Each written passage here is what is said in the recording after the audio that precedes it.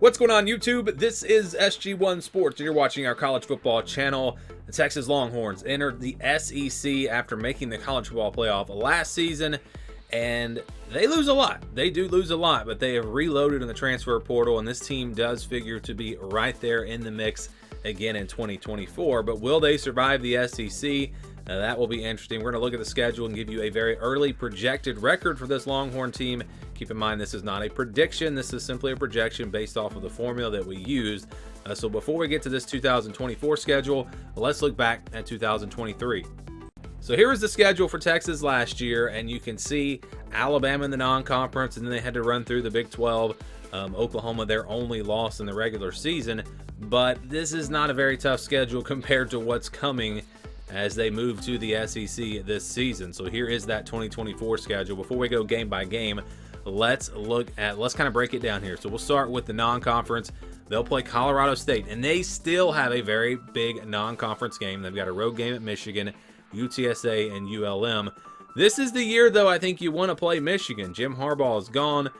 Sharon Moore's first year. A lot of players gone, especially on offense. So this is the year that you want to play that game, and you want to play it on the road.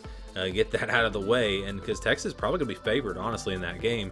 You look at their home games, they've got Colorado State, UTSA, ULM, Mississippi State, Georgia, Florida, and Kentucky. So 4 true home games in the SEC, which means only 3 true road games, because they'll play Texas or play Oklahoma on a neutral field. We'll get to that in a second. But yeah, 3 pretty easy non-conference games there. Although Colorado State and UTSA are not pushovers at the Group of 5 level. And do we even still call it the Group of 5 level? I don't even know. I guess there are still 5 of those conferences. But it's not the Power 5 anymore. I think we can say that. Anyways, Mississippi State, Georgia, Florida, Kentucky, all at home. Obviously, you love having Georgia at home. But really, Mississippi State, Florida, Kentucky, Texas might be good enough to go on the road and win those games.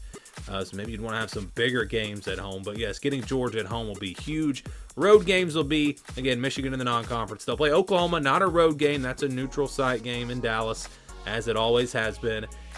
Vanderbilt, Arkansas, and Texas A&M. So I talked about maybe wanting to play Florida and Kentucky on the road. Well, no, not when you get Vanderbilt and Arkansas. Those are the games you want to play on the road. And so that works out really well for them. Of course, Texas A&M on the road, that is going to be a tough one. And so in the SEC, that is actually, really true road games, really tough true road games. Texas A&M is it. That's the only, I would say, really tough road game for Texas.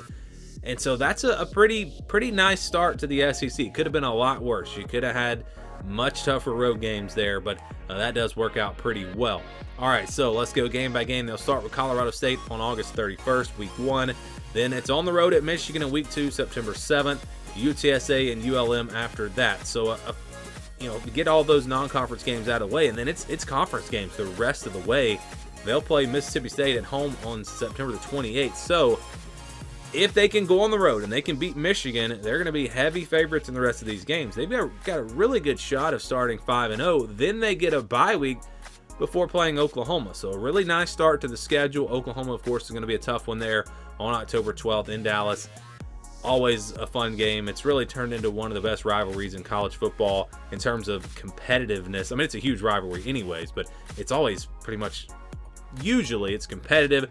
Usually some surprises in that game. It's one of the funnest ones for sure. But anyways, Texas, Oklahoma there on the 12th. The bad part of the schedule, though, is they do have Oklahoma and Georgia back-to-back. So that is going to be tough. Really not an easy, you don't get an easy game in between, a bye week, anything like that. It's Oklahoma, then Georgia. I know Oklahoma is such a big game, but I might have rather have the bye week after Oklahoma and before Georgia. But remember, you do get 2 bye weeks this year. They'll play Vanderbilt next on the 26th on the road, and then they'll get their other bye week before playing Florida. They get Florida at home on November the 9th. Then they'll play Arkansas on the road November 16th. Kentucky back home on the 23rd, and close things out with Texas A&M on the road on the 30th. So no back-to-back road games. No back-to-back games away from home. If you count Oklahoma as, let's just say that's a road game, it alternates home away, home away, home away, home away. So that's really nice. You don't have any back-to-back road games. Again, don't even have to travel back-to-back weeks. So this schedule really sets up pretty well. Yes, Georgia is going to be tough, but Everyone else on the schedule, they've got a really, let's say they'll be favored probably in every other game on the schedule. Oklahoma, it won't be by much. Texas A&M probably won't be by much, but and Michigan, who knows? But this is really, actually, I think a pretty favorable schedule for Texas coming into a year one in the SEC.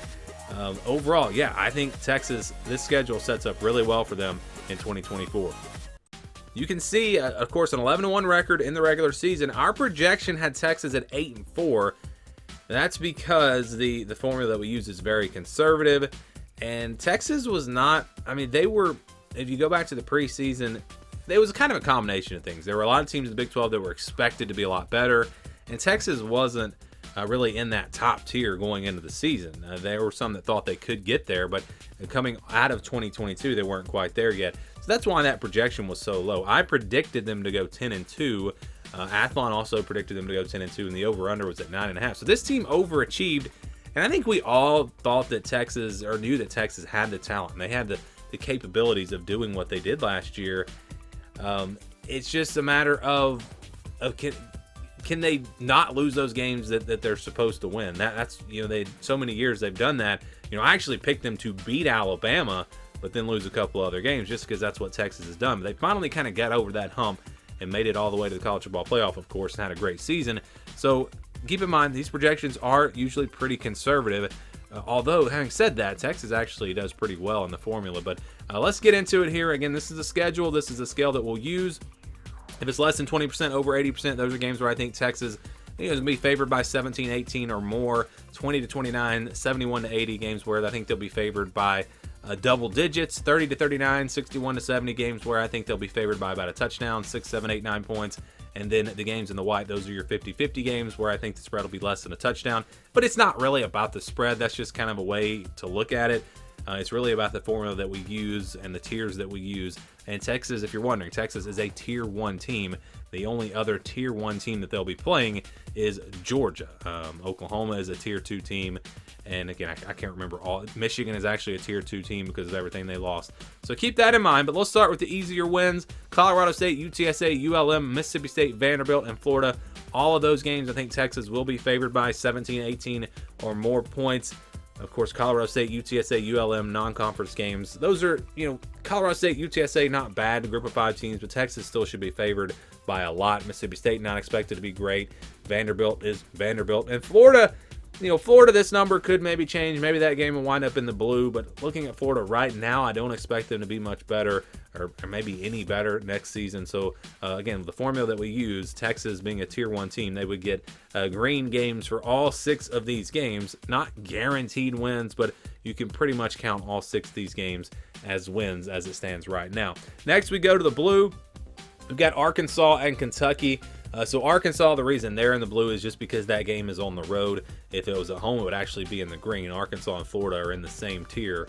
And then Kentucky is a step above Florida and Arkansas, so that'll be an interesting game. But I think Texas will be favored by a couple of touchdowns probably, especially playing at home in that game. So, yeah, you've got 8 games here that shouldn't be too much of a problem. 8 games where Texas should be double-digit favorites, and then it comes down to these other 4, and they're going to be tough. These 4 games will be tough. We'll start with Texas A&M here. I think that's a game in the purple. I think Texas will be favored by about a touchdown, but this is really a wild card with Texas A&M. We don't know how good they're going to be. Mike Elko could get them turned around right away. They could be a top 25 team, or they could struggle, and that's the thing about doing these projections. It's so early. We don't even know what the rosters are going to look like yet.